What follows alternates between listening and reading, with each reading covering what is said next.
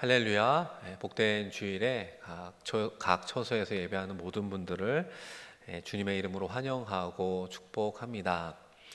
우리가 인간극장과 같은 TV 프로를 보다가 나도 모르게 눈물을 흘릴 때가 있습니다. 정말 힘들겠구나. 정말 슬프다라고 하는 공감 때문일 것입니다. 이처럼 공감이라고 하는 것은 상대방의 기분이나 상대방의 상황을 생각과 마음으로 느껴주는 그런 일반적 능력을 말하고 있습니다. 그런 면에서 느헤미야가 보여준 영적 리더의 모습 역시 이처럼 공감 능력으로 설명할 수 있습니다. 우리가 한번 생각해 보면 느헤미야는 예루살렘의 상황을 들었을 때 사실 외면하지 않았습니다. 그리고 다른 사람 탓으로 전가하지도 않았습니다. 오히려 예루살렘 사람들의 그 환란의 소식을 마치 자신의 이야기인 양, 자신의 어려움인 양 받아들이고 슬퍼하고 수일 동안 금식하며 하나님의 뜻을 구하는 자가 되었습니다. 그리고 우리가 알고 있는 것처럼 예루살렘 성벽의 재건이라는 그런 사명을 받고 예루살렘에 오게 되었습니다. 느헤미야가 이렇게 반응한 것은 무엇 때문입니까? 그가 하나님과 예루살렘 사람들의 마음에 온 마음으로 공감했기 때문입니다. 느헤미야가 오늘 말씀의 사건을 통해 어떻게 하나님과 사람들에게 공감하며 어려움을 극복해 나아가는지 함께 생각해 보겠습니다. 오늘 말씀은 예루살렘 성벽의 재건이 조금씩 이루어지는 과정 속에 있었던 이야기를 담고 있습니다. 우리가 말씀을 전하고 들으면서 이렇게 적용해 보면 좋겠습니다. 우리의 삶의 영역 가운데에도 혹시라도 누수가 되고 무너지고 있는 영역은 있지 않을까? 라고 하는 질문으로부터 시작해서 그렇다면 우리는 어떻게 그 누수와 회파된 부분을 중수하고 세워가고 있는가라고 하는 질문을 하면서 우리 말씀 속으로 들어가 보면 좋겠습니다. 그런 의미에서 이 나를 포함한 우리의 가정과 일터는 어떻습니까? 든든히 잘 세워져 가고 있습니까? 또 우리가 함께 섬기는 한인교회 공동체, 그리고 우리의 고국 한국 사회와 한국 교회 공동체를 바라보면 어떻습니까? 특별히 신앙에 무너진 부분들은 없습니까? 그렇다면 우리가 그 신앙의 성벽을 다시 세워야 하는 그 책임이 우리에게 있다는 것이고, 우리는 그런 시대를 살아가고 있습니다. 본문 말씀으로 들어가 보면 앞서 말씀드린 것처럼 예루살렘 성벽의 재건이 조금씩 이루어졌어요. 잘 세워지고 회복되고 있었습니다. 이제 그러면서 또 다른 위기의 상황에 놓이게 되는데요.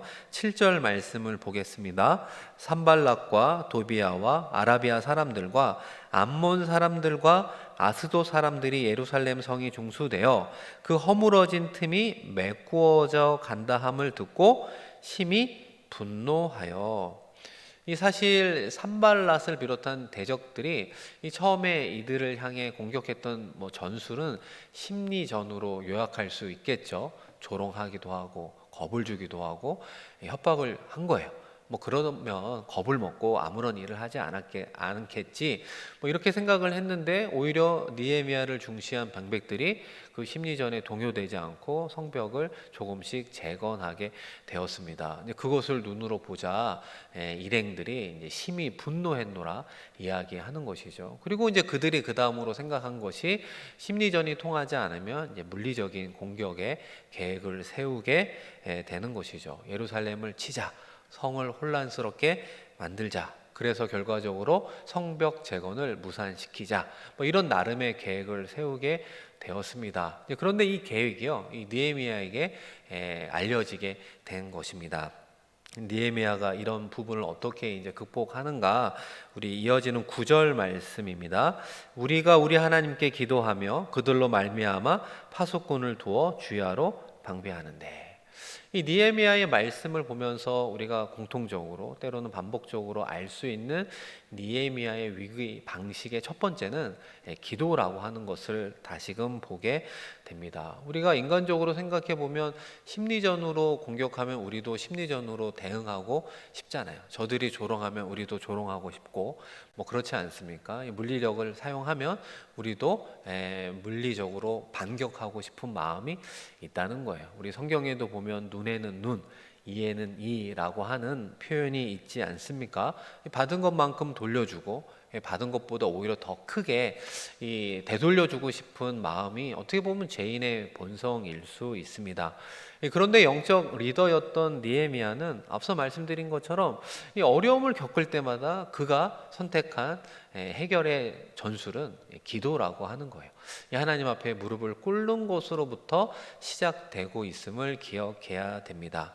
저는 이런 말씀을 준비하면서 이런 생각을 하게 돼요. 하나님께서 주신 사명이었잖아요. 하나님이 주신 사명을 감당하는 그 과정에서 어려움을 허락하시는 이유는 무엇입니까? 라고 하는 질문을 하게 됩니다. 여러분도 좀 그렇지 않습니까? 이건 분명히 하나님이 하시는 일이야. 이건 하나님의 응답받고 하는 하나님의 사명이요 사역이었어? 그러면 하나님께서 그 과정에서 알아서 척척척 어떤 어려움과 문제를 해결해 주셔야 되지 않겠습니까? 이런 생각을 우리가 하게 된다는 것입니다.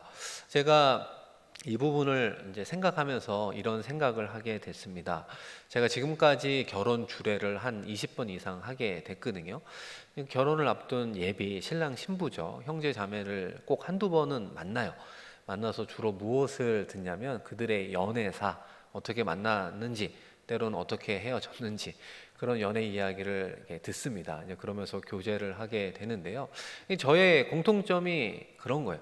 이 만난 형제 자매의 이야기를 들어보면 꼭 크게 싸웠던 이야기들을 많이 합니다. 그리고 또 그것이 심하면은 수개월간 헤어졌었노라.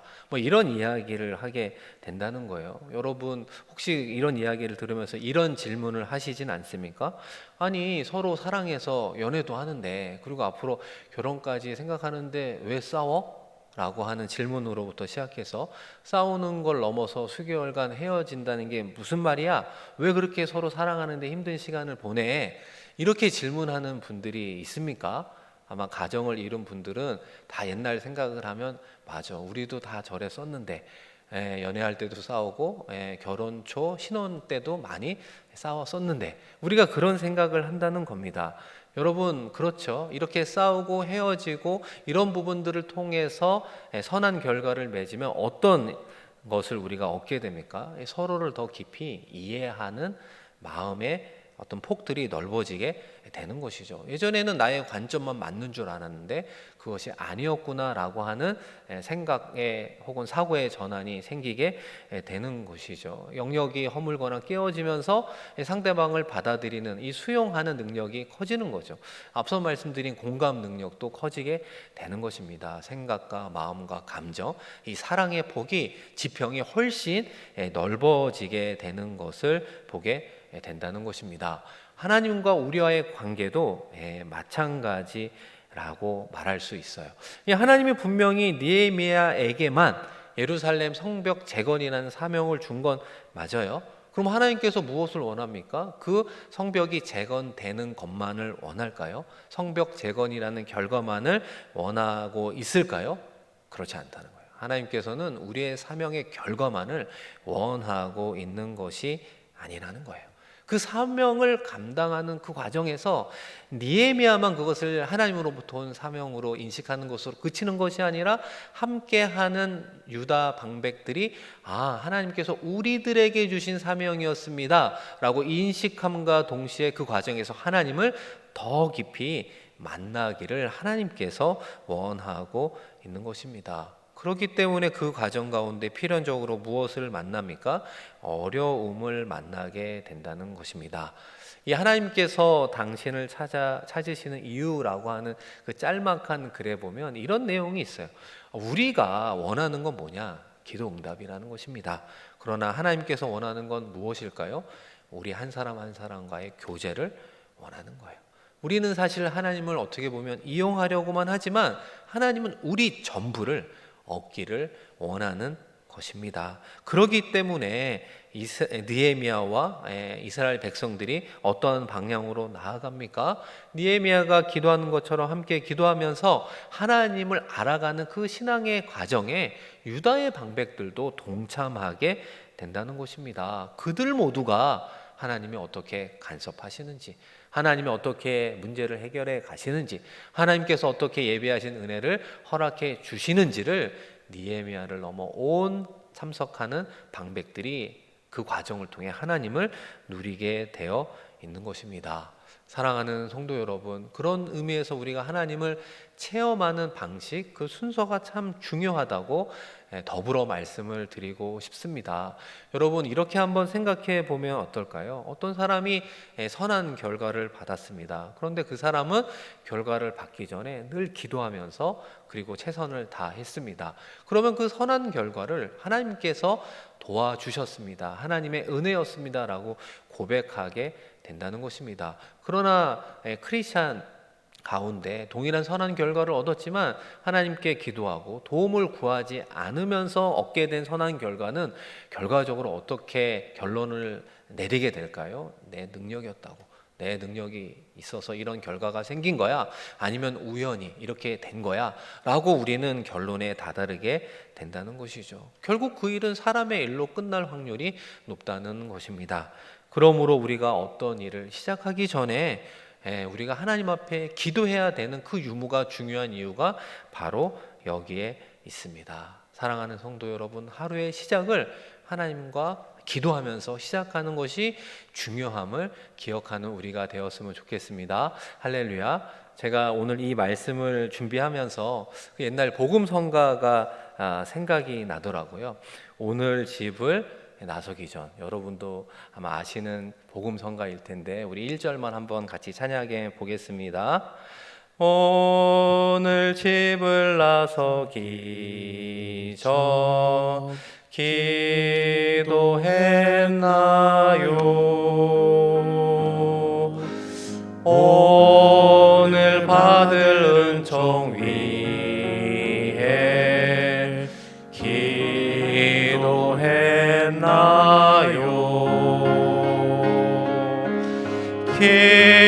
기도는 우리의 안식 빛으로 인도하니 앞이 캄캄할 때 기도 잊지 마세요. 아멘. 여러분, 이 신앙생활을 하면 할수록 그죠? 이 찬송가의 가사, 그리고 옛날에 불렀던 복음성가의 가사를 통해 신앙의 깊은 어떤 은혜들을 다시 한번 느끼게 됩니다. 우리가 하루를 시작하기 전에 특별히 하나님께 나아가 도움을 구하고 우리의 하루를 맡겨드리는 이런 기도가 우리에게 중요한 이유가 무엇입니까? 우리는 인생을 살아가면서요, 끊임없이 하나님을 향해 나아가야 되는 것이죠. 하나님과의 만남, 하나님과의 사랑의 교제를 사모해야 되는 것입니다. 그래야 우리는 이 땅 가운데 어렵고 힘들지라도 행복할 수 있는 그런 영적 존재이기 때문입니다. 하나님이 우리를 그런 존재로 만드셨어요. 하나님을 향해서 나아갈 때 행복하고 하나님으로부터 멀어질 때 불행한 그런 존재로 만들어 주셨다는 것이죠. 그러니까 하나님께서는 우리를 어디로 이끌어 가십니까? 하나님을 만날 수 있도록 때로는 우리가 이해할 수 없는 고난과 어려움을 통해서, 때로는 두려움을 통해서라도 그것을 인하여 하나님을 깊이 만나기를 원하고 있는 것입니다.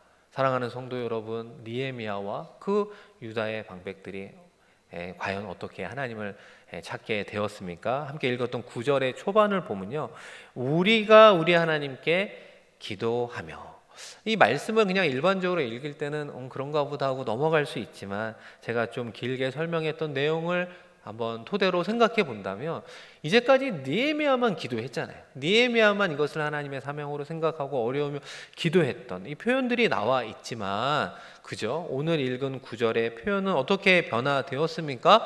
우리가 우리 하나님께 기도했습니다라고 이야기를 했다는 거예요. 이 짧은 표현 속에 유다의 방백들의 변화가 어떻게 이루어졌습니까?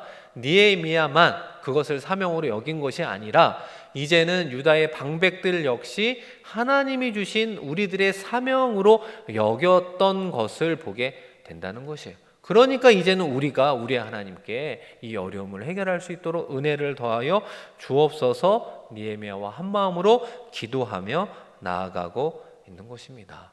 여러분, 놀라운 공동체의 변화가 아니겠습니까? 우리 한인교회 공동체의 방향이 바로 이렇게 나아가야 되는 줄로 믿습니다. 더 나아가 이렇게 한 마음으로 기도한 결과죠. 이 느헤미야가 특별히 무엇을 깨닫게 되었습니까? 어떤 하나님을 만났죠? 어떤 하나님의 은혜를 체험하게 되었습니까? 우리 14절에 그 부분이 나와 있는데요. 내가 돌아본 후에 일어나서 귀족들과 민장들과 남은 백성에게 말하기를 너희는 그들을 두려워하지 말고 지극히 크시고 두려우신 주를 기억하고 너희 형제와 자녀와 아내와 집을 위하여 싸우라 하였느니라. 아멘. 이스라엘 백성들을 예루살렘 성 뒤에 넓은 곳에 무장하고 모여라, 이렇게 이야기를 하면서 말씀으로 권면한 것입니다. 눈에 보이는 대적을 두려워하지 말고 하나님을 두려워하고 하나님을 의지하십시오 라는 내용이지요. 이 사랑하는 성도 여러분, 우리는 누구를 그리고 무엇을 두려워하며 살아가고 있습니까? 이 두려움이라고 하는 것은 여러 번 말씀을 드렸죠. 우리 가운데 있는 걱정, 근심, 불안, 이런 어떤 심리적인 근원은 바로 이 두려움으로부터 시작이 되는 것입니다. 그런 의미에서 우리는 늘 일상에서 이 두려움과 싸워가는 존재라고도 말할 수 있어요.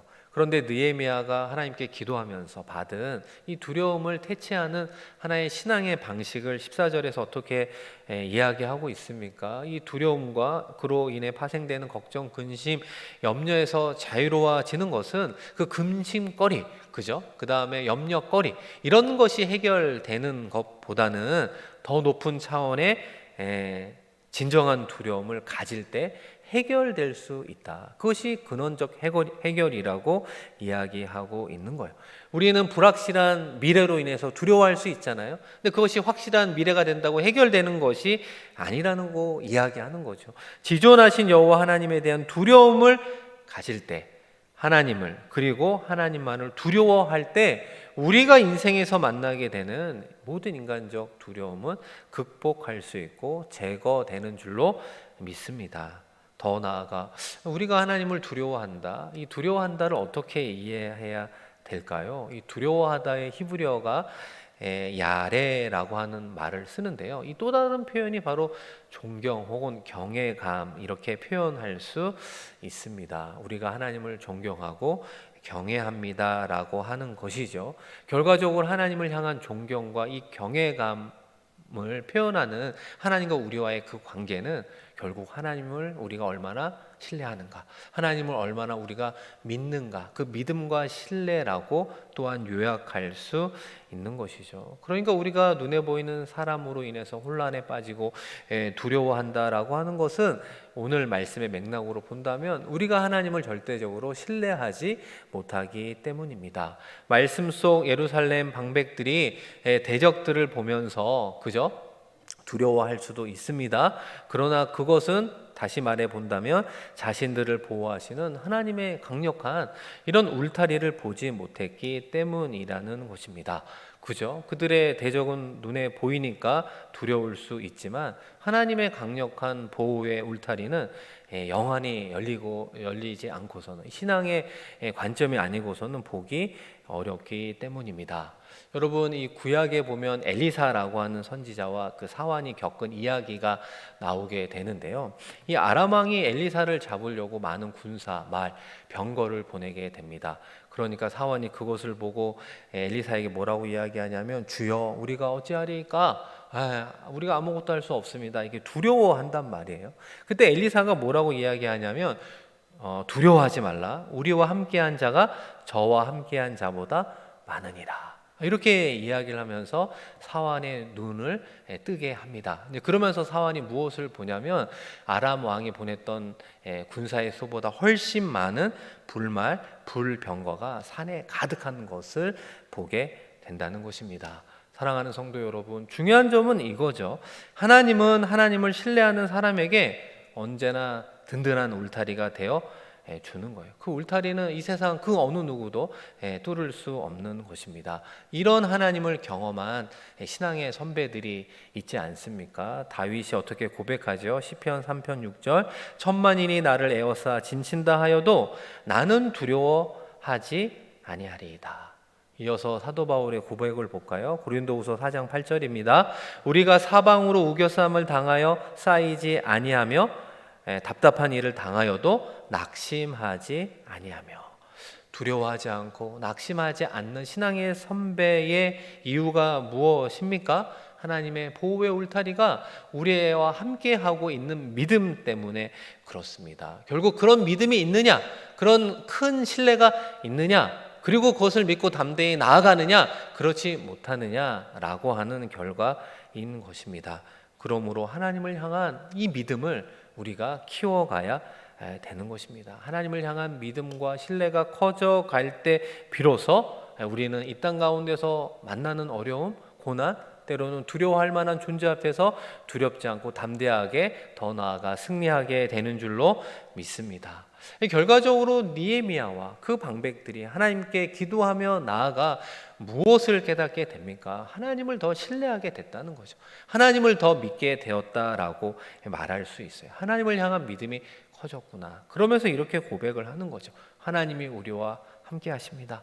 하나님이 우리를 얼마나 사랑하는지 모릅니다. 우리는 그 큰 사랑을 받고 있어요. 하나님이 궁극적으로 우리를 구원해 주실 것입니다. 이런 믿음의 고백을 하기 때문에 그 상황에서 담대히 나아갈 수 있었던 것이죠. 사랑하는 성도 여러분, 이런 예루살렘 성벽의 재건이요 52일 만에 실제로 이루어지게 됩니다. 그 처음과 끝을 한번 보면 좋겠는데요. 이 느헤미야 4장 3절입니다. 암몬 사람 도비아는 곁에 있다가 이르되 그들이 건축하는 돌 성벽은 여우가 올라가도 곧 무너지리라 하더라. 이것은 처음에 말씀드렸던 산발랏을 비롯한 대적자들이 느헤미야와 방백들을 향해서 조롱했던 어떤 심리전의 첫 표현입니다. 이 성벽에 여우가 올라갔는데 무너진다는 거예요. 여우라는 동물이 되게 가볍게 움직이는 그런 부분들을 생각해 본다면 성벽 재건도 어렵고 설사 된다 할지라도 부실하게 돼서 곧 쉽게 무너질 거야, 이렇게 이제 조롱했던 말이었습니다. 그런데 52일이 지난 결과는 어떻습니까? 우리 느헤미야 12장 31절, 이에 내가 유다의 방백들을 성벽 위에 오르게 하고 또 감사 찬송하는 자의 큰 무리를 둘로 나누어 성벽 위로 대오를 지어 가게 하였는데 한 무리는 오른쪽으로 분문을 향하여 가게 하니. 유다의 방백들이 어디에 올랐다고요? 성벽에 올랐어요. 올라도 무너지지 않을 정도로 튼튼하게 그리고 빠르게 재건되었던 모습을 보게 됩니다.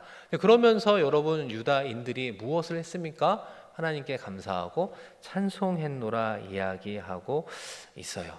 여러분, 그들이 성벽을 걸으며 또 그들이 이런 성벽을 허락해 주신 하나님께 감사하며 기도하고 때로는 찬송하며 나아갈 때 그들은 어떤 하나님을 만났던 것일까요? 그 만난 하나님이 앞으로 그들의 인생을 또 어떻게 선하게 인도해 주셨을까요? 우리는 상상해 볼 수 있는 것입니다. 결과적으로 하나님께서 우리의 인생길 가운데 아무런 어려움도 없고 아무런 고난도 없고 아무런 두려움도 없다 말씀하지 않아요. 그러나 우리는 하나님께서 원하는 방향, 하나님께서 원하는 사명을 이루어가는 그 과정에서 그러한 어려움이 있을지라도 더욱더 하나님을 신뢰하고 나아갈 때 궁극적으로 하나님을 찬양하는 인생으로 만들어주겠노라고 약속해 주셨습니다. 그 하나님을 우리가 바라보며 나아가야 되는 것입니다.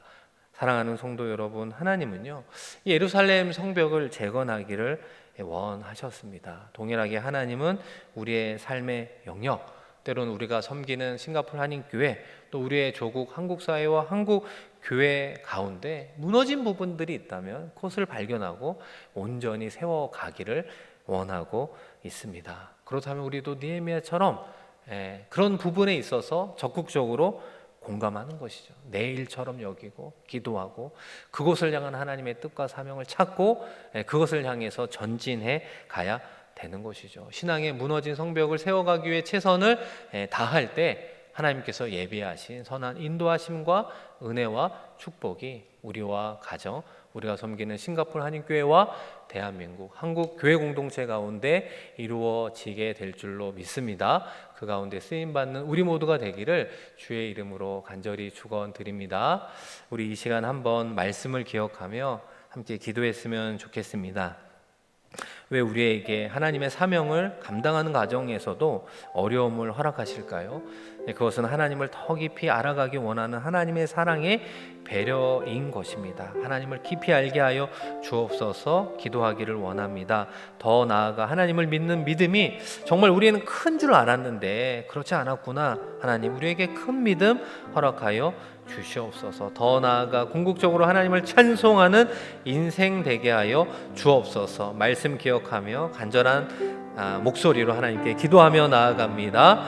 하나님 아버지 고맙고 감사합니다. 우리에게 복된 주의를 허락하여 주시고 다시 한번 하나님께서 우리를 얼마나 사랑하시는지, 얼마나 우리를 사랑하시며 우리의 발걸음, 우리의 인생을 선하게 인도해 주시는가 다시 한번 말씀을 통해 보게 됩니다. 하나님의 사명을 감당하는 그 자리에도 어려움도 고난도 때로는 핍박도 있을 수 있습니다. 그러나 나로부터 우리로 아버지 하나님 변화되어가는 공동체가 더 깊이 하나님을 만나게 하여 주시옵소서. 그 과정 가운데 하나님에 대한 믿음, 하나님을 신뢰하는 그 정도가 커지고 깊어지게 하여 주시옵소서. 눈에 보이는 상황과 사람으로 두려워하며 낙심하지 않게 하여 주옵소서. 보이지 않는 하나님을 강력한 영적인 울타리가 있음을 보게 하여 주시옵소서. 그 믿음으로 승리하게 하시고 궁극적으로 찬송케 하시는 하나님을 만나게 하여 주시옵소서.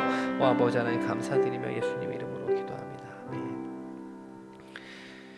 하나님 아버지, 오늘도 우리에게 복된 주일을 허락하시고 하나님을 예배하는 예배자로 서게 하시니 고맙고 감사합니다. 주일만 하나님을 예배하는 예배자로 서는 것이 아니라 우리의 모든 일상에서도 하나님을 향한 예배자로, 하나님을 향한 사명자로 살아가게 하여 주시옵소서. 때로는 그 길을 걸어가면서도 겪게 되는 어려움과 고난과 힘든 일들은 있을 수 있지만 이를 통해 더 하나님을 알아가는 하나님의 사랑을 체험하고 하나님의 은혜 속으로 들어가기 원하는 하나님의 사랑의 배려인 줄로 믿습니다. 이 과정을 통과하며 더욱더 큰 믿음의 소유자가 되게 하시고 궁극적으로 하나님을 찬송하는 삶을 살아가게 하여 주시옵소서. 아버지 하나님, 우리의 삶의 자리에도 누수가 되고 있는 영역이 무엇인지 보게 하시고 그 부분을 세워가게 하여 주옵소서. 그것이 나로부터 우리의 가정, 일터, 우리가 섬기는 싱가포르 한인교회와 우리의 조국 대한민국 한국교회 공동체 가운데에도 무너지고 있는 그 신앙의 성벽을 다시금 세워가는데 우리 한 사람 한 사람이 쓰임받을 수 있는 하나님의 축복 더하여 주시옵소서. 감사드리며 귀하신 예수 그리스도의 이름으로 축복하며 기도드립니다. 아멘.